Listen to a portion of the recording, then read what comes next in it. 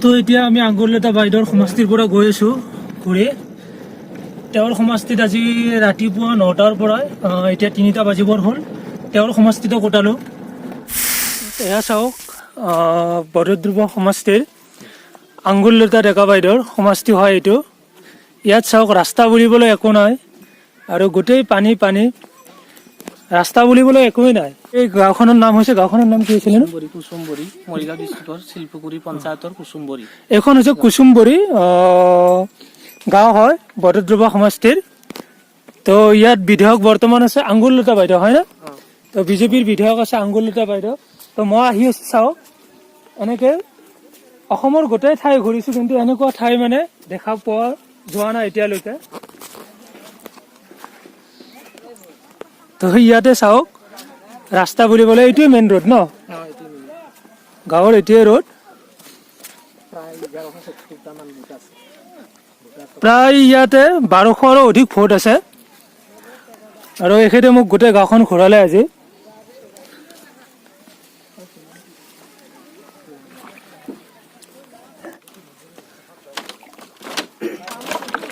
তো এয়া হৈছে দলং, এইটো লৈছোঁ।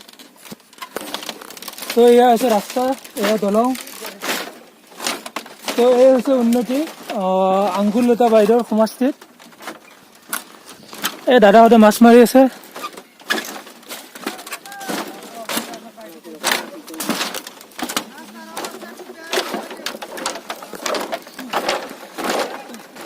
এই হৈছে ৰাস্তা। 2021 আহি পৰিলে, কিন্তু ৰাস্তাৰ অৱস্থা বৰ্তমান এনেকুৱা হৈছে।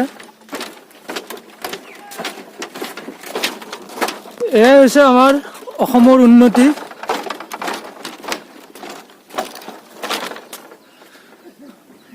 গোটেই ৰাস্তা এনেকুৱা, ৰাস্তা বুলিবলৈ একোৱেই নাই। মানুহৰ ঘৰ দুৱাৰ অৱস্থা চাওক, চব ইপিনেও আছে বাঁহৰ সাঁকো, এইপিনে আছে বাঁহৰ সাঁকো। এয়াই হৈছে উন্নতি। তেওঁলোকে কৈ আছে স্মাৰ্ট অসমৰ কথা, কিন্তু স্মাৰ্ট অসম এনেকৈ কেতিয়া হ'ব? ডিজিটেল ইণ্ডিয়াৰ কথা কৈ আছে। তো ডিজিটেল ইণ্ডিয়া এনেকৈ হ'ব নেকি? চাওকচোন, আপোনালোকে নিজেই চাওক। মই আহিছোঁ এয়া বৰদ্ৰুব সমষ্টিত আঙ্গুৰলতা বাইদেউৰ। তোৰ এই উন্নতি চাওক, গোটেই ৰাস্তা বুলিবলৈ কোনো ৰাস্তা নাই।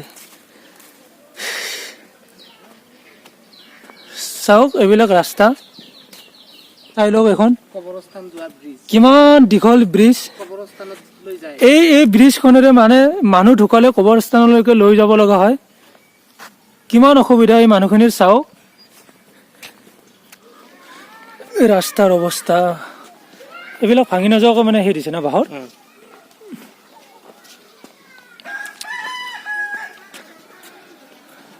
তো ৰাস্তা চাওক,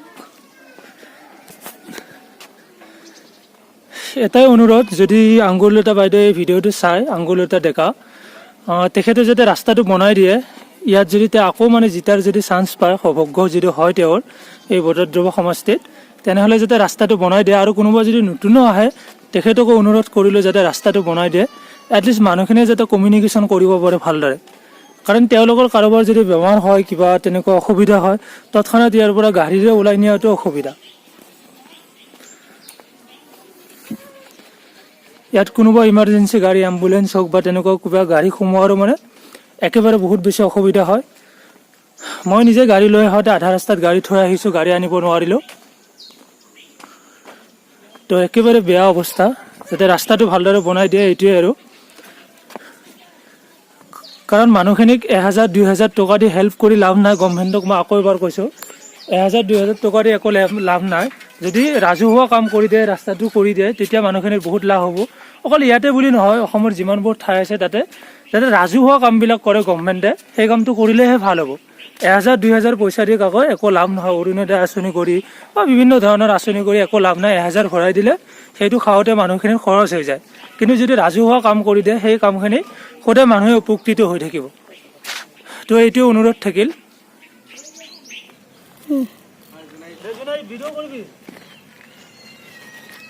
আৰু বলিঙৰ নাম কি?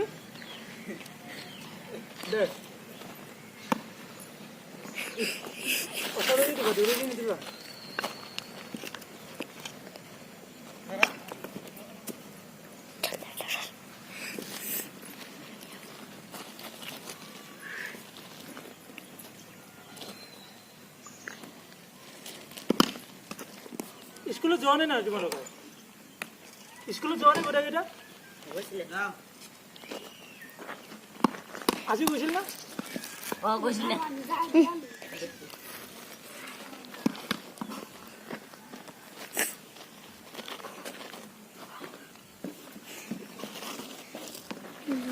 নাই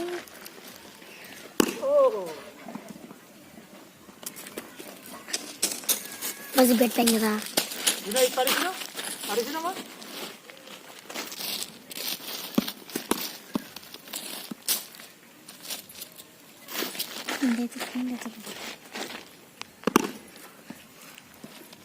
তোমালোকে যে মোক বল খেলিব দিছা মোকচোন সোধাই নাই মই ক'ৰ হয় হা মোৰ ঘৰ ক'তচোন তোমালোকে সোধাই নাই তোমালোকৰ ইয়াত বোলে ধৰি লোৱা আজি সোধাই হাত দিবানে থাকিলে ৰাতি দিবানে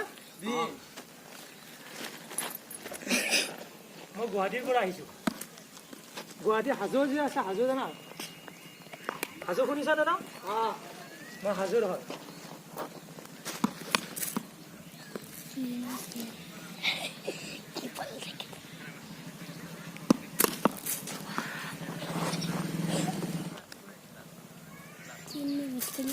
আমি বহুত দূৰত খেলিব গৈছিলোঁ আগতে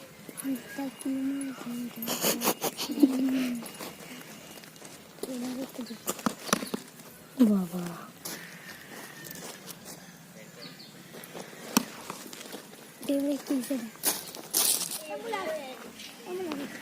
এটা বলে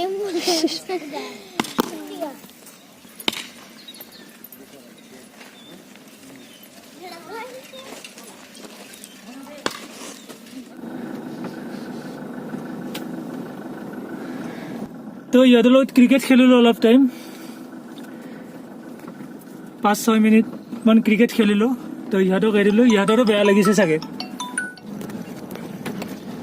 তো এতিয়া আমি আংগুৰলতা বাইদেউৰ সমষ্টিৰ পৰা গৈ আছোঁ ঘূৰি তেওঁৰ সমষ্টিত আজি ৰাতিপুৱা 9টাৰ পৰা এতিয়া 3টা বাজিবৰ হ'ল তেওঁৰ সমষ্টিতো কটালোঁ আংগুৰলতা বাইদেউৰ সমষ্টিৰ পৰা ঘূৰি আহিলোঁ আহি হোটেল পালোঁ এতিয়া অকণমান ইয়াত ৰেষ্ট লৈ তো ভাল লাগিল তেখেতৰ সমষ্টিত গৈ ভালে লাগিলে তো আপোনালোকে চাব ভিডিঅ'টো শ্বেয়াৰ কৰিব আগলৈকে আৰু কাইলৈ ধুনীয়াকৈ নতুন ভিডিঅ' আনিম তো এতিয়া আৰু কাপোৰ খোলাম ৰেষ্ট ল'ম অকণমান বাই